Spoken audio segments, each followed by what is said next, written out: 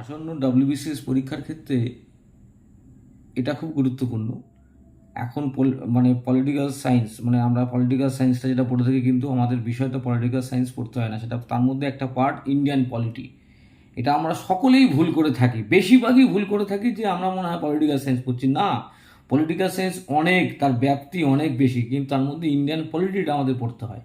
ঠিক আছে, সেখান থেকে একটা গুরুত্বপূর্ণ আপডেট, সেটা হচ্ছে এরকম যে ক্ষমতার বিকেন্দ্রীকরণ, এই যে পাওয়ার যে ডিস্ট্রিবিউশনটা হচ্ছে, ক্ষমতার বিকেন্দ্রীকরণ নীতিটা কোথায় গৃহীত হয়েছে সংবিধানে, এই কোশ্চেনটা কিন্তু দিয়েছে আগেও। ক্ষমতার বিকেন্দ্রীকরণ, ঠিক আছে, সেটা হচ্ছে ডিপিএসপিতে বলা আছে, তাকে জনকল্যাণমূলক রাষ্ট্রের ধারণাও ওখানে দেওয়া আছে। এই যে বললাম যে ক্ষমতার বিকেন্দ্রীকরণ, সেটা হচ্ছে পঞ্চায়েত ব্যবস্থার কথা বলা হয়েছে।